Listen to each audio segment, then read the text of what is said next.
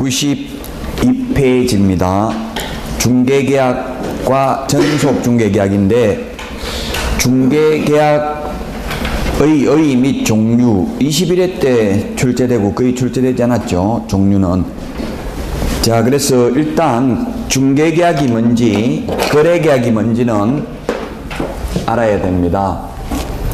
보통 일반인들은 중개계약하고 거래계약을 혼동하는 분들도 계시더라고요. 그래서 중개계약이라는 건 뭐냐면, 우리 집 팔아주세요, 팔아드리겠습니다, 사주세요, 사드리겠습니다, 이렇게 맺는 계약을 중개계약 또는 중개의뢰계약이라고 합니다. 그 다음에 중개가 완성되었을 때 거래 당사자 간에 맺는 계약을 거래계약이라고 합니다. 근데 일반적으로 우리 중개계약은 주로 구두로 말로 하죠. 문서로 안 적고, 보통 현업에서는 보면 우리 집 좀 팔아주세요 전화로 할 수도 있고, 아니면 가서 말하면 잠깐만요 이렇게 해가지고 은행에서 또는 법무사들이 주는 그 업무 노트 있어요. 매물장, 접수장, 거기에다가 이름 적고 전화번호 적고 손님 있으면 연락드리겠습니다, 얼마 받고 싶습니까, 이렇게 하고 거의 30초 안에 끝내요, 현실은. 저도 한 번도 문서로 중개계약을 적어본 적이 없습니다. 지금 이론적으로만 있지만 거의 말로 구두로 많이 한다고요. 자, 이게 중개계약인데, 중개계약의 종류가 우리 책에 거의 시험에는 나오지 않는데, 중개계약의 종류가 일반 중개계약, 간략하게만 보겠습니다. 시험에 거의 안 나오니까. 일반 중개계약이 있고, 그 다음에 독점이 있고, 전속 중개가 있고, 그 다음에 공동 중개, 그리고 단독 중개, 공동 반대가 단독, 그 다음에 순가 중개, 순가, 그 다음에 정가, 정률, 이런 것들이 있습니다. 시험에 잘 안 나오는 이유가, 우리 공인중개사법에 명문 규정이 있는 것은 일반 중개계약하고 전속 두 가지밖에 없습니다. 나머지는 규정이 없기 때문에 논란의 여지가 있다는 이야기입니다. 명문 규정이 없으므로. 일반 중개계약이라는 것은 뭐냐면, 일반적으로 우리나라에서 이루어지고 있다 해서 일반 중개계약 또는 보통 중개계약이라고도 하는데, 의뢰인이 여러 개업공개사에게 경쟁적으로 중개를 의뢰하여 이 중에서 가장 먼저 거래계약을 성사시키는 개업공인중개사에게만 중개보수를 받는 게 일반 중개계약입니다. 이렇게 하다 보니까 이제 여러분들도 현업에 나가면 가장 스트레스 받는 게 개업공인중개사 간의 직업윤리가 굉장히 의식이 부족합니다. 그래서 남의 물건 빼돌려가지고 해버리고 이렇게 하면 엄청나게 스트레스를 받죠. 그럴 수밖에 없는 게, 가장 먼저 계약 성사시킨 사람만 중개보수를 받으니까 어떻게든지 빨리 계약을 성사시키려고 거짓말하고 이런 게 굉장히 많아요. 제가 아는 그 개업공개에서 저한테 수업 들었는데 지금 15년째 잘하고 있어. 평균 2천만 이상 벌어요, 한 달에. 두 명이 공동중개하는데 거의 4천만 원 정도 벌어요. 그분은 둘이서 하루 종일 계속 일하더라고요. 그럼 이때까지 계약이 있으니까 2년 되기 6개월 전부터 작업하는 거예요. 주인한테 전화해가지고 전세도 올려야 되는데 세입자 있으면 올리기 힘든데 바꿔야 된다, 이런 식으로 하고, 또 세입자한테는 주인이 이제 바꾼다고 하던데 미리 준비해야 될 텐데 이러면서 나한테 이야기하면 뭐 좋은 거 구해줄 건데, 이런 식으로 자꾸 이간질 시키고 이런 거 작업하더라고요. 예, 그래서 저는 그런 게 적성이 안 맞아가지고 많이 망했어요. 저는 돈 많이 못 벌고. 근데 어쨌든 현실은 그렇게 많이 한다는 이야기입니다. 그래서 미국에서는, 미국 공인중개사협회에서는 독점 중개를 하고 있습니다. 미국, 뭐 영국, 호주, 뉴질랜드, 캐나다 이런 영방 국가들 다 이 독점 중개를 하더라고요. 그래서 저는 2001년도 호주 시드니에서 충격을 받았는데, 중개사무소에 밖에서 유리창에서 보니까 이게 모니터 화면, 컴퓨터 화면이 들어가고 있더라고요. 거기에 집 주인 전화번호까지 다 적혀져 있고요. 가격 얼마인지 모든 정보가 다 공개되어 있더라고요. 우리나라에는 그때나 지금이나 우리나라는 뭐라고 써붙여놨어요? 전망 굿, 올수리, 즉시 입주 가능, 이런 것만 적어놨어요. 로얄청, 그것만 보고 뭔지 아무것도 찾을 수가 없죠. 근데 여기는 주인 전화번호까지 적혀있길래 충격받고, 이 전화해가지고 직접 거래해버리면 중개보수 못 받는 거 아니냐, 이렇게 하니까 절대 그런 일 없다 하더라고요. 그래도 혹시 떼먹고 도망간 사람 있냐 하니까 저보고 오히려 미친 거 아니냐 이렇게 이야기하더라고요. 그 독점이기 때문에 무조건 독점을 맺은 개업공개사에게 중개보수를 줘야 됩니다. 누가 연락을 해서 거래를 해도. 그러니까 전화번호 다 공개하는 거예요. 지금도 우리나라에는 이렇게 못하고 있죠. 그 우리나라에는 독점은 없고 이제 그와 유사한 전속이라는 게 있는데, 전속도 전적으로 맡긴다 이 말이죠. 그래서 이제 우리나라의 전속 중개계약 제도가 도입됐습니다. 독점하고 다른 점은, 전속은 의뢰인 스스로 발견한 거래 상대방과 직접 계약을 체결하면 중개보수나 위약금을 받을 수 없습니다. 독점은 무조건 받는다고 했잖아요. 누가 계약을 하든지 간에.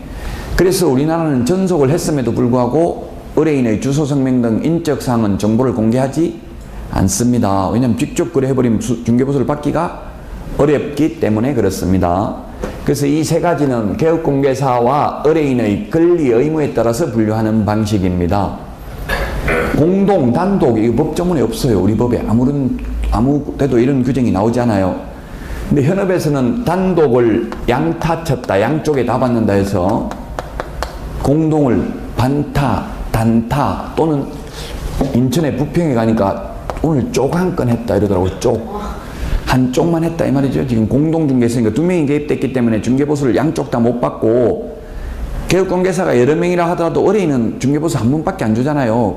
그래서 통상적으로 공동중개하면, 아파트 같은 경우는 매도 의뢰를 받은 개업공개사는 매도인한테 받고, 매수 의뢰를 받은 개업공개사는 매수인한테 받아요.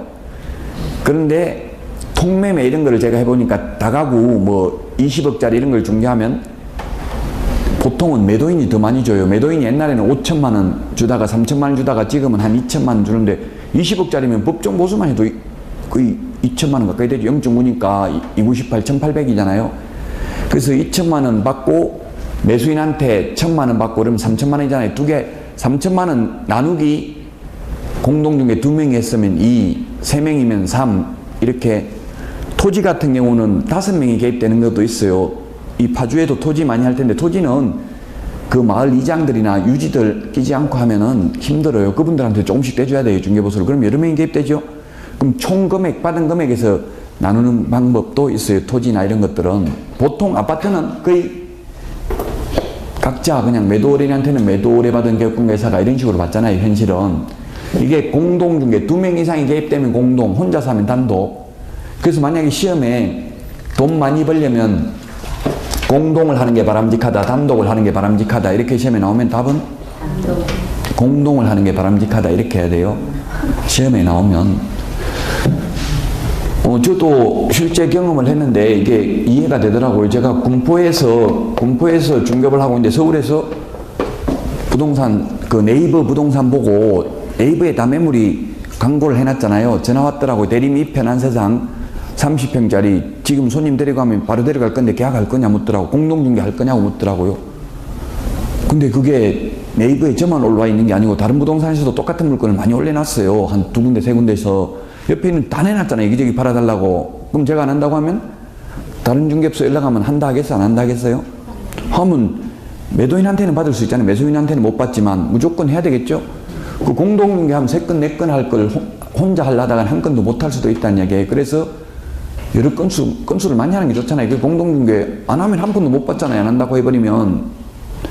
그렇다고 해서 나한테 독점이 돼 있으면 안 한다고 버티면 되는데, 독점이 아니라 여기저기 일반 중개잖아. 우리는 다 내놨잖아요. 내가 안 하면 다른 사람이 먼저 해버린다고요. 그래서 빨리빨리 공동을 하는 게 바람직합니다. 미국 같은 데는 보니까, 미국은 뭐 50개 주가 각각의 나라나 마찬가지잖아요. 각각의 나라죠. 사실은 법도 다 다르고 이러니까. 그래서 중개보수율도 다 달라요. 보통 미국은 4%에서 한 8% 정도 되더라고요. 그래도 미국은 관행이 매도인한테만 받더라고요. 매수인한테는 안 받더라고요. 매도인한테 받아가지고 반반 나누고, 또 권원보험료 이런 거 에스크로우 제도가 활성화되어 있기 때문에 보험 들고 위험보험료를 또 들어야 되니까 실제로는 뭐 우리나라의 한 2배 정도?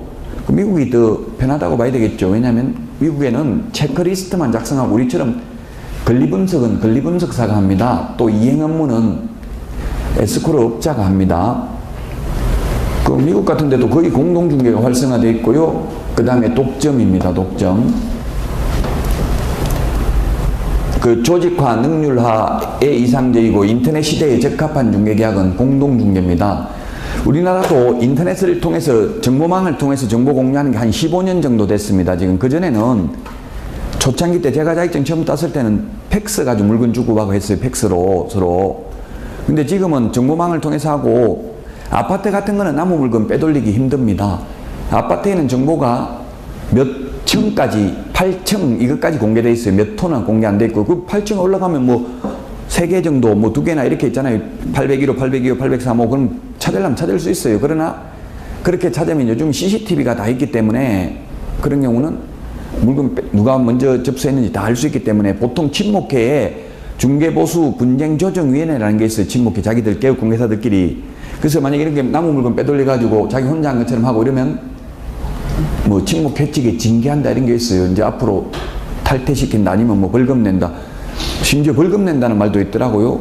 벌금은 판사만 선고하는 거지 친목회장이 벌금 부과할 수는 없죠. 근데 그냥 그렇게 동네 말로 적어놨더라고요.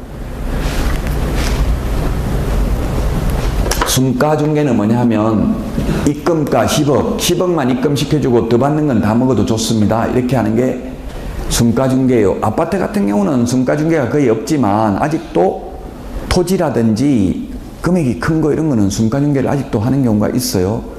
그러나 이 자체가 당연히 위반되는 것은 아닙니다. 다만 초과해서 받으면 위반입니다. 받기로 약속만 하고 실제 수령하지 않았다면 위반은 아닙니다. 정가중개는 일정한 금액을 지급하는 게 정가죠. 일정한 가격을. 보통 요즘 현업에서는 분양권의 경우는 정가중개를 많이 합니다. 분양권이 뭐 분양권은 일률적으로 보통 전국적으로 100만 원 달라 하고요. 서울은 300만 원까지 달라 하더라고요. 그냥 원래대로 하면 분양권인 경우는 현재까지 들어간 돈에다가 곱하기 요율을 해야 되거든요. 계약금만 들어간 상태에서 그래 하면 계약금 곱하기 요율 해야 됩니다. 분양권, 저도 이게 투자, 남이 하면 투기, 내가 하면 투자죠. 투자에 눈을 뜬 게 제가 일산에서 지금 대화동에서 그때 주엽동이구나. 주엽동에서 강의를 한 15년 넘은 거의 20년 전인 것 같아요. 한 10회 정도 되는 것 같은데 그때 강의를 하는데 그 학생 중에 청약통장 팔아라더라고. 제가 어디 분양을 받았어요. 이제 다른데 분양을 받았으니까 이 통장 필요 없다 생각했어요. 근데 지금 생각해보니까 분양을 받아도 계속 가지고 있으면 청약통장 가입할 때만 무주택 세대주면 되고 나중에 청약할 때만 무주택 세대주면 돼. 중간에 집 있어도 상관없더라고요.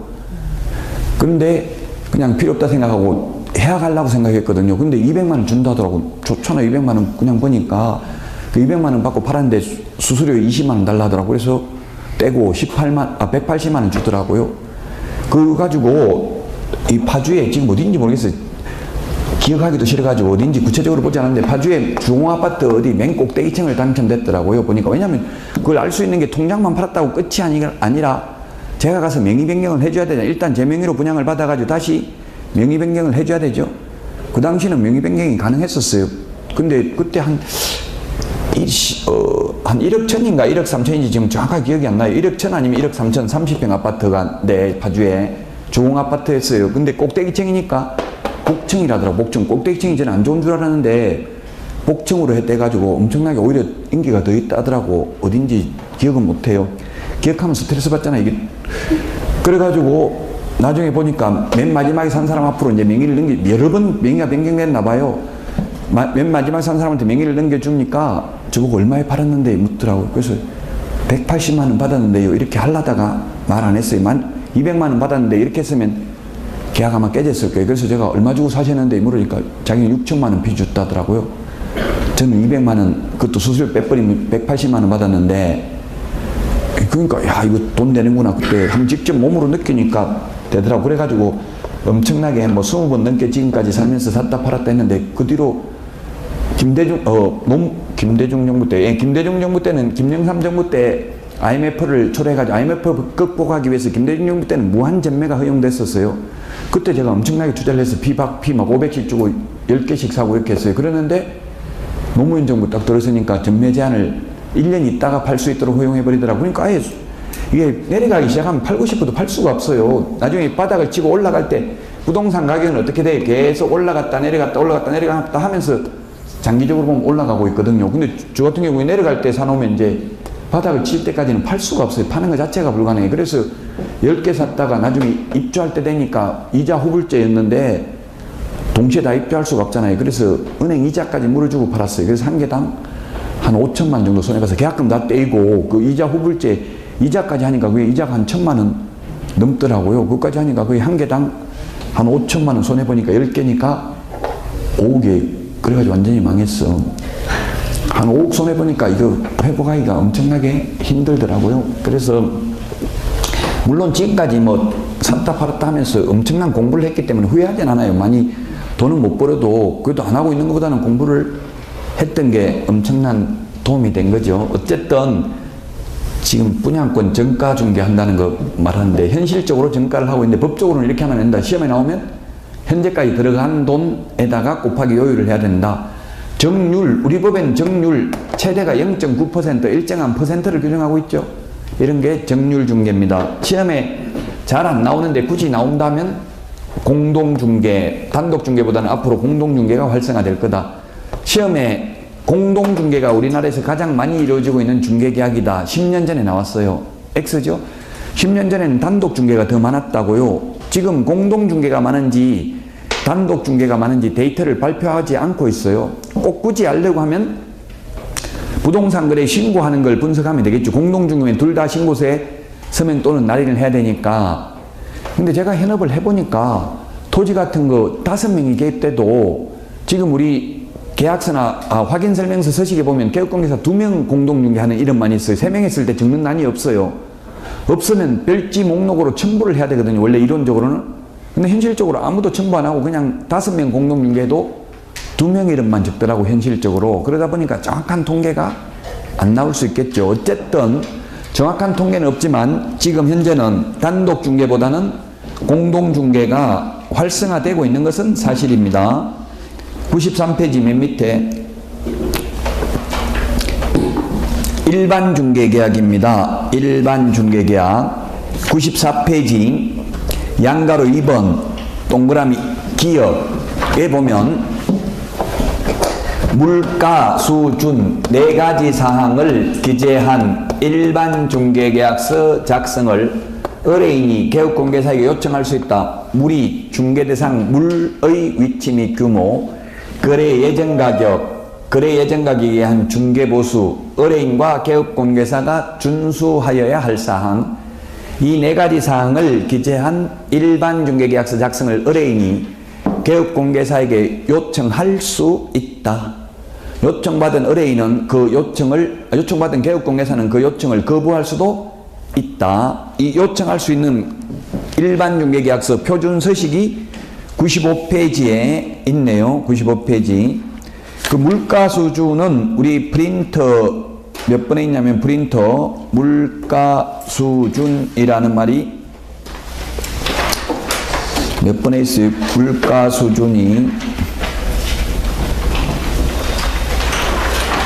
수준이 있는데 갑자기 찾으려고 하니까 네, 물가 수준 10번에 있네. 10번에 별표 돼 있죠. 10번에 별표 10번에 별표 찾았어요? 10번의 별표가 어디 있냐면 94페이지 동그라미 2번에 기업 중개상물의 위치 및 규모 이렇게 돼 있잖아요. 찾았어요? 94페이지 밑에서 한 10번째 줄에 동그라미 2번에 기업 미연 있죠. 물가 수준 이 위치 및 규모를 파란색으로 적어놨잖아요. 시험에는 어떻게 나왔냐면 중개상물의 상태 이렇게 나왔거든요. 상태 X 위치 및 규모. 자, 일반 중개계약서 표준이 되는 서식을 정하여 사용을 권장할 수 있는데 이게 28회 시험에 작년에 나왔어요. 그래서 올해 또 나올 확률은 극히 희박합니다. 이게 해마다 나오는 게 아니라 일반 중개계약은 한 5년에 한 번 나올까 말까예요. 그래서 거의 올해는 안 나온다고 봐야 되고요. 95페이지 일반 중개계약서 그 1번 을의 의무사항 2번 갑의 의무사항 두 개만 동그라미 하면 을이 개업공개사고 갑이 의뢰인입니다. 을은 거래가 조속히 이루어지도록 성실히 노력해야 되고요. 갑은 이 일반 중개계약을 체결했음에도 불구하고 또 다른 데 내놓을 수 있다, 팔아달라고. 그게 가장 큰 특징이죠. 전속은 전적으로 한 사람에게만 맡기는 게 전속이고요. 그래서 이 1번, 2번만 전속 중개계약과 다르고 나머지는 전속 중개계약하고 모두 똑같습니다. 3번 유효기간부터 6번까지는. 자, 그 다음에 맨 밑에 95페이지에 보니까 서명 또는 인이라고 돼 있죠. 서명 또는 인. 계약서 확인 설명서만 서명 및 날인이고 그 외의 모든 서류는 서명 또는 날인합니다. 오늘 내드린 문제 2번에도 또는이 아니고 밋이라고 해서 답이 됐거든요. 기출문제 이렇게 밋인지 또는인지 시험에 묻거든요. 또는입니다. 서명 또는 날인. 계약서 확인 설명서만 서명 및 날인입니다. 96페이지에 보면은 96페이지 서식을 보면 맨 위에 권리 이전용이 있고요. 2번에 권리 취득용, 권리 취득용도 가능합니다. 그 다음에 그 또 하나 특이한 게 중개 의뢰 금액을 2번 권리 취득용 두 번째 위에 보면 의뢰 금액이라고 돼 있죠.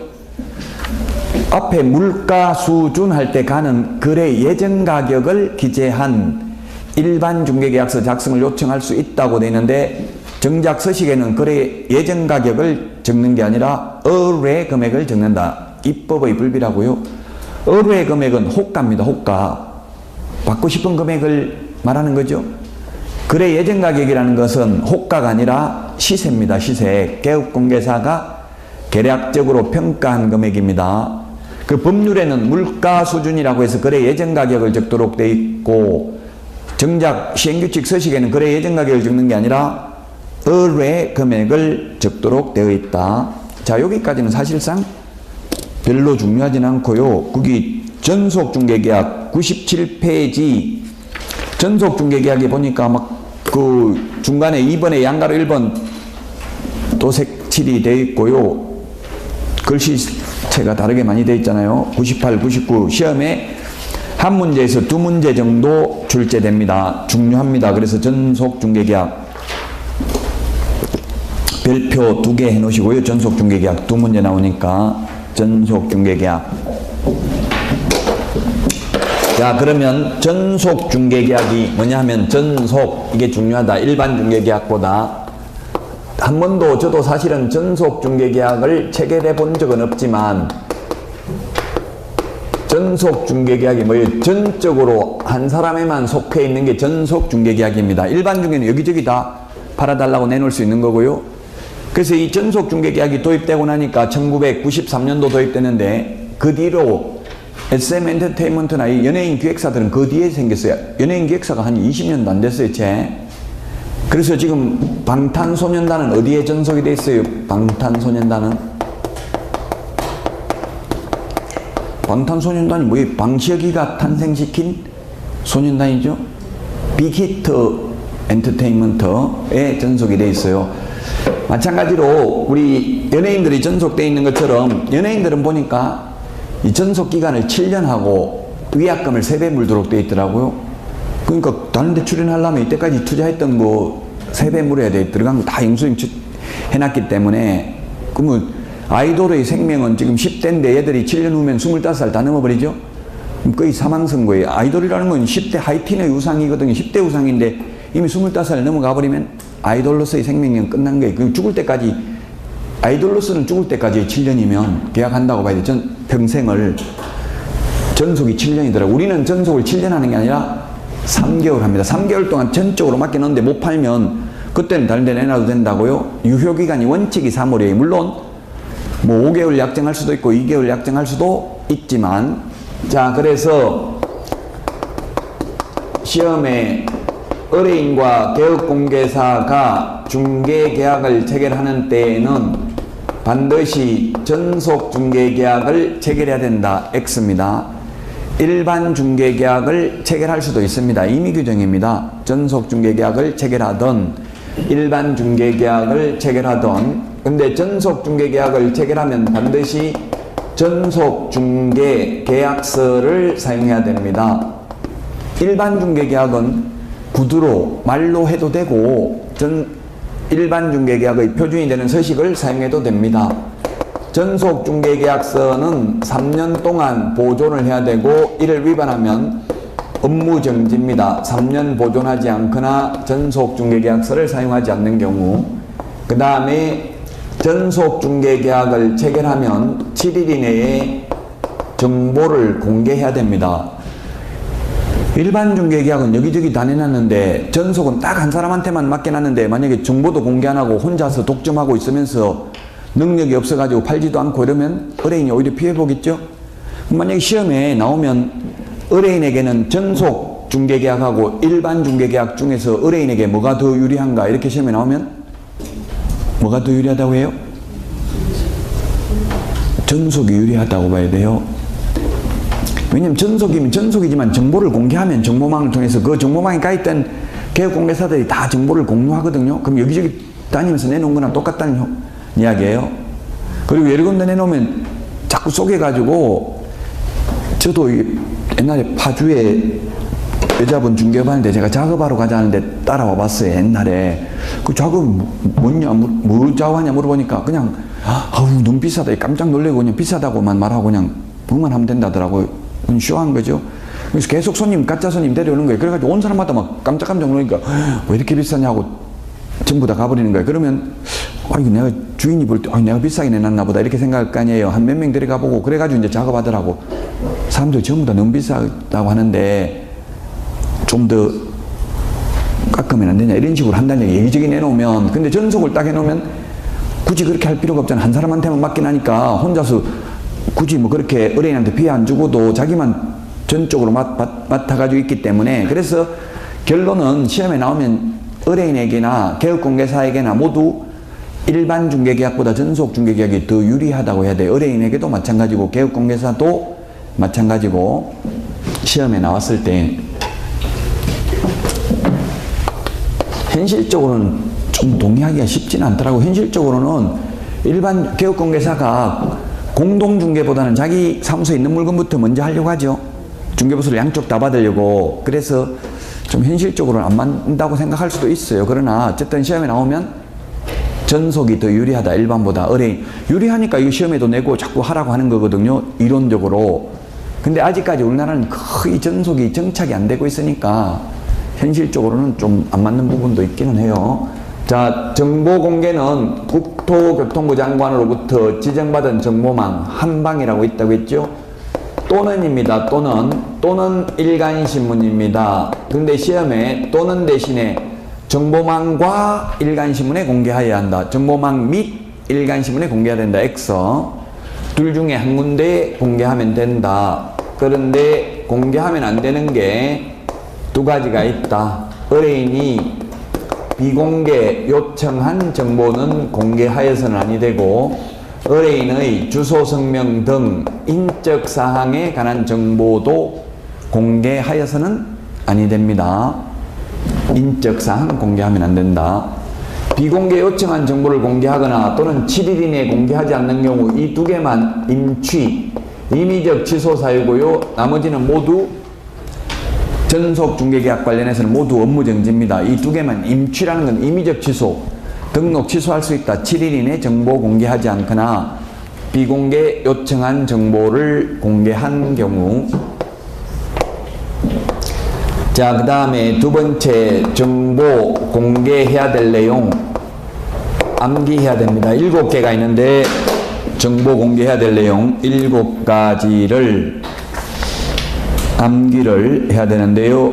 98페이지 동그라미 5번에 기억 붙어 있는데 이거 암기를 해야 된다. 우리 프린터는 어디 있냐면은 프린터 전속 중개계약 5번에 있네요. 5번 프린터 암기 프린터 5번에 있습니다. 5번에 있습니다. 요거 정보 공개해야 될 내용 보고 나서는 바로 101페이지 서식으로 가겠습니다. 5번까지 제가 적을 거예요. 정보 공개해야 될 사항이 특상태, 조건, 공금 이렇게 암기하시면 되겠습니다. 특은 그 부동산을 특정하기 위해서 필요한 소재지, 면적, 지목 등을 말하고요. 그 다음에 벽면 및 도배 상태, 시설물의 상태, 입지, 환경 조건, 권리관계. 이 권리관계가 우리 교과서가 아주 잘 돼 있어요. 중요한 거는 다 색깔을 다른 걸로 해놨죠. 이 권리관계가 중요한 게 다만 밑줄 치시면 됩니다. 다만 각 권리자의 주소, 성명 등 인적 사항은 공개하면 안 된다 했죠.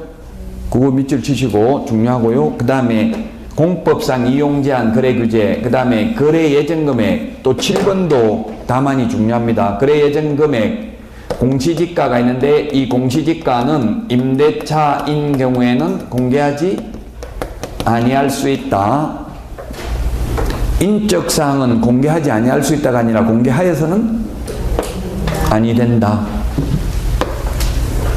자, 그 다음에 3, 4, 5번을 적을 텐데 우리 교과서는 서식에 있습니다. 101페이지에 메뉴에 보니까 1번 어뢰 의무사항,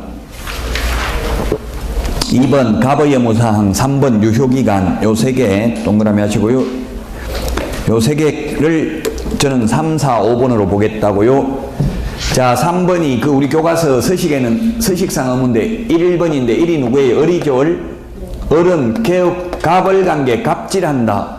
갑이 우월적 지위에 있고 을이 종속적 지위에 있어요. 그래서 의뢰인하고 개업공개사하고는 싸우면, 큰 소리 내고 싸우면 무조건 의뢰인이 이깁니다. 의뢰인이 민원 제기해버리면 100% 개업공개사가 당할 수밖에 없어요. 지금 강남에 뭐 이게 단속하러 다니는데 단속을 그냥 순수하게 하는 게 아니라 이때까지 확인설명서 3년 보존한 거 다 보자 해가지고 빈칸이 있으면 그 자체가 위반인 거예요. 위축시키기 위해서 이렇게 그렇게 한다고요.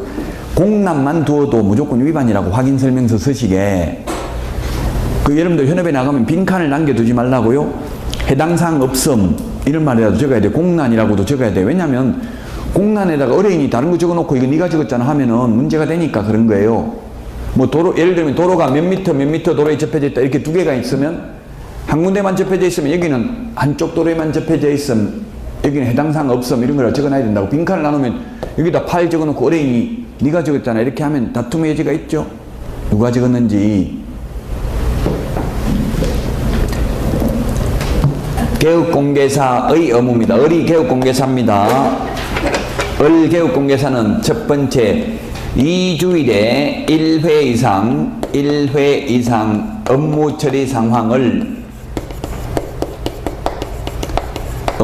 상황을 문서로 통지해야 됩니다. 문서로 통지해야 된다. 구두가 아니고 문서로 통지해야 됩니다. 일주일에 2회가 아니라 2주일에 1회 이상입니다. 코미디언 2주일을 생각하면 되겠죠? 2주일에 1회 이상입니다. 28회 때 작년 시험에 정보를 2주 내에 정보 공개해야 된다. X. 정보 공개는 7일 이내에. 업무 처리 상황을 예를 들면 3개월 동안 전적으로 맡겨놨는데 빨리 팔아야 되는 사람은 궁금하잖아요. 이게 아무 연락도 안 오고 3개월 다 돼가도 가만히 있으면 도대체 일을 하고 있는지 궁금하잖아요. 그래서 지금 손님 몇 명 왔다 보고 갔다 좀 더 기다려봐라. 아마 계약될 가능성이 있다. 이렇게 해주면 좀 의뢰인들도 기분 좋죠. 실제로 전화 와가지고 지금 어떻게 처리되고 있다 이런 거 알려주면 좋아요. 근데 우리는 전속중개계약의 경우는 전화로는 안 되고 반드시 문서로 해야 됩니다. 그래서 문서가 뭔지 구체적 규정은 없는데 8회 때 팩스로 통지해도 된다. 8회 때면 1995년이고 그때는 저도 이메일이 뭔지도 몰랐어요. 그러니까 팩스로 했고요. 지금은 이메일, 전자우편, 뭐 SNS, 카카오톡 이런 걸로 해도 됩니다. 근거를 남기면 되니까 문서로 통지해야 된다. 문자 메시지 보내도 되겠죠? 문서로 해야 된다. 그 다음에 시험에는 문서 대신에 그 통지 방법에는 아무런 제한이 없다. 구두로 해도 된다. X 이 정도로만 나왔어요. 그 다음 팩스로 했다. 팩스하는 거는 가능하다.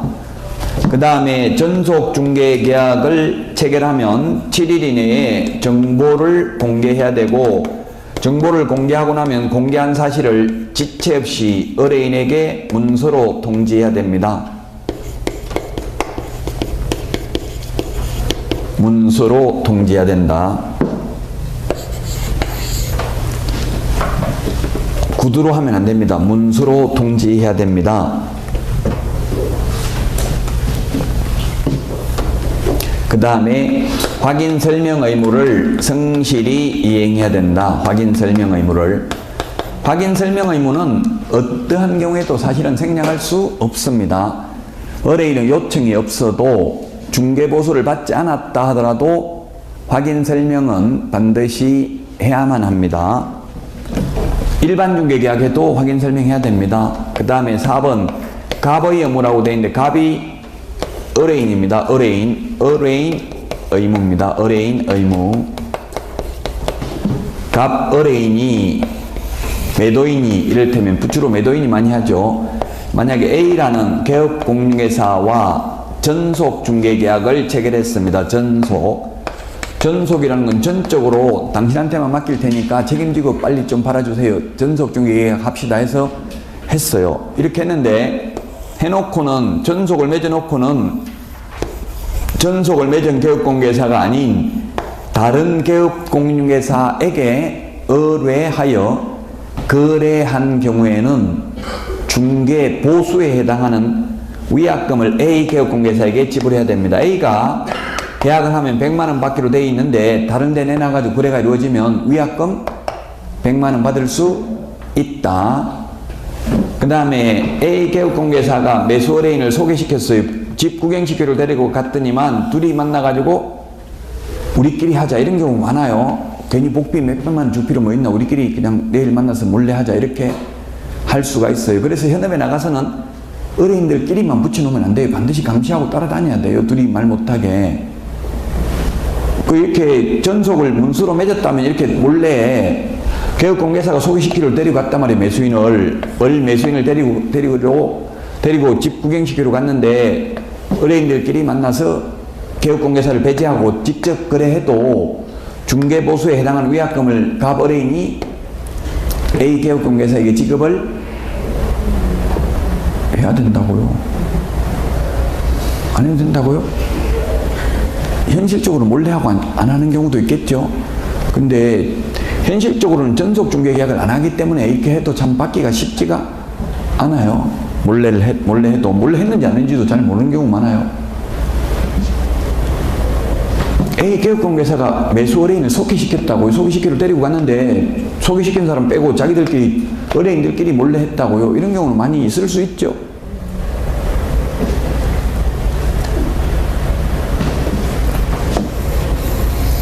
그 다음에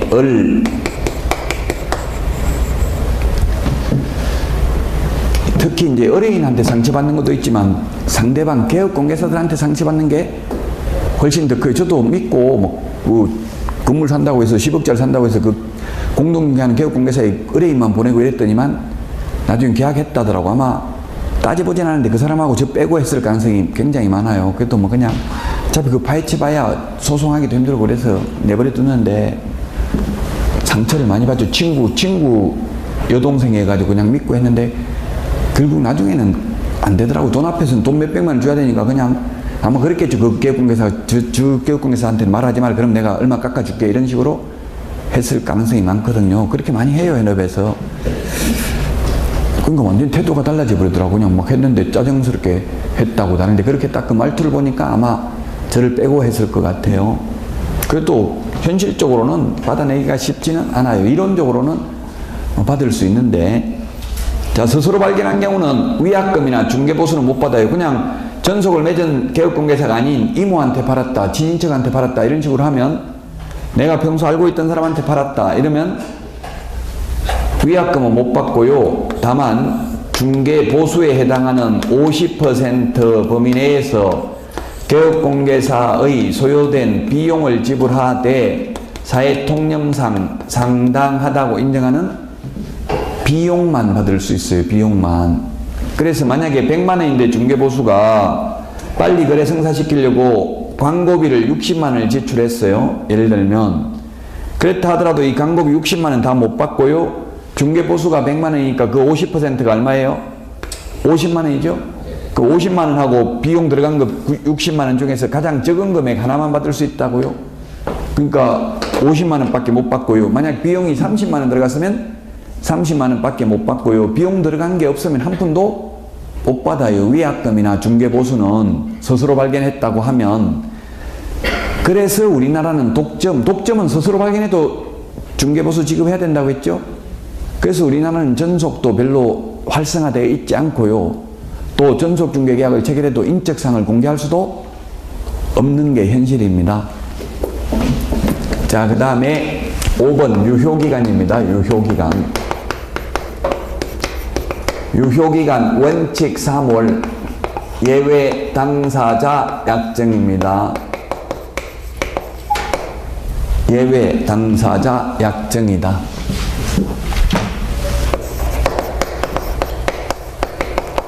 그래서 5개월로 약정할 수도 있고 2개월로 약정할 수도 있습니다.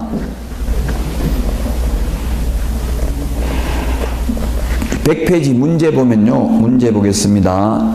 전속중개계약 옳은 것은 했는데 1번 전속중개계약 특정한 계약공개사에 한해서 중개를 일임하는 계약 맞습니다. 그 다음에 미연은 보니까 유효기간 6개월로 한다가 아니라 얼마라고 해놨어요? 유효기간 원칙 3개월 예외 당사자 약정이니까 틀렸죠? 그 다음에 업무 처리 사항 2주일에 1회 이상 문서로 통지된다 맞죠? 자, 그 다음에 전속중개계약 유효기간 내에 다른 계약공개사에게 의뢰해서 거래가 이루어지면 위약금, 중개보수에 해당하는 위약금 지불해야 된다 했잖아요. 그래서 답은 4번입니다. 미연만 틀렸잖아요. 6개월이 아니고 3개월입니다. 3개월. 그래서 제가 내드린 프린트 2장 암기해야 되는 거 3개월 43번 암기 프린트 43번에 3, 4번에 있네요. 43번에 3, 4번 3, 4번에 보니까 3월이라는 거 있죠? 3월 유효기간 원칙 3월입니다. 그 다음에 전속중개계약서 보존 3년 보존해야 된다 했는데 46번 암기 프린트 46번에 8번에 있네요. 46번에 8번에 보면 3년 보존해야 된다고 있습니다. 46번에 8번 3년 보존이 있다. 전속중개계약에 대해서는 이게 끝입니다. 101페이지 전속중개계약서 1번, 2번만 일반중개계약서와 다르고 나머지는 일반중개계약서와 모두 다 똑같다.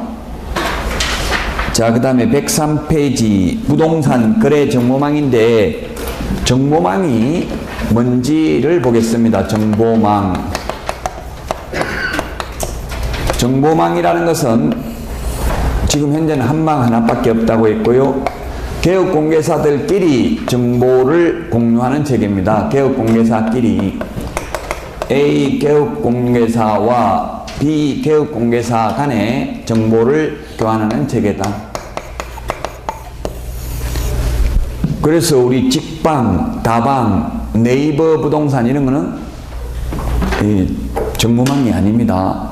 의뢰인들도 의뢰인들도 아무나 그는 광고비 내면 정보를 공개할 수 있습니다.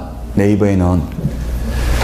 물론 지금은 사실상 개업공개사만 하긴 하지만 이론적으로는 개업공개사 아닌 사람도 가능해요. 왜냐면 옛날에는 네이버에서 직거래를 했었어요. 근데 지금은 사실은 네이버에서 직거래하는 게 아니라 다른 포털 사이트, 한국공개사협회나 부동산 서버, 부동산 114, 부동산 뱅커 이런 걸 통해서 가입을 해야 돼요. 지금은 네이버 점유율이 너무 높아가지고 정부에서 규제를 하려고 하니까 네이버 스스로 그렇게 했어요. 그래서 네이버는 한 달 동안 매물 공개하는데 500원 받는다더라고요. 500원 받는데 개업공개사는 한 3,000원, 2, 3,000원 내거든요.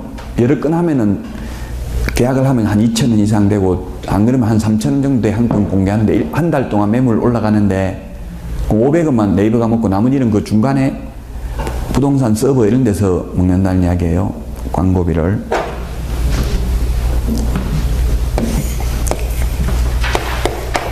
매도 의뢰인이 빨리 팔기 위해서 A 개업공개사에게 빨리 팔아주세요 하니까 A 개업공개사가 매물을 정보망에 공개했습니다. 그러면 B 개업공개사가 매수 의뢰를 받았습니다. 사달라고 해서 자기 사무소에 있는 게 아니니까 이 정보망에 들어가서 원하는 물건을 골라냈습니다. 정보망은 지금 저 같은 경우 뭐 레저 여러 개가 있어요. 이게 지금 한방은 저도 별로 안 써봤는데 한방이 사실 좋더라고. 이제 최근에 보니까 레저라든지 뭐 스파이더맨 여러 가지가 있어요. 정보망이 사설 정보망이 그 동네마다 개업공개사들이 친목회를 만들어가지고 자기들이 서버 사용료를 내고 그냥 정보망을 사설 정보망을 만들어서 사용하고 있어요. 지금 우리가 공부하는 정보망은 한방 하나밖에 없다 그랬죠. 국토교통부 장관으로부터 지정받은 업체는.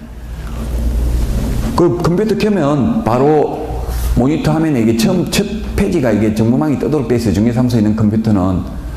정보망이 뜨면은 현실적으로는 우리 정보 7개 공개해야 된다고 돼 있는데 현실적으로 7개 다 공개 안 돼 있고요. 그냥 한 줄 공개돼 있어요. 한 줄.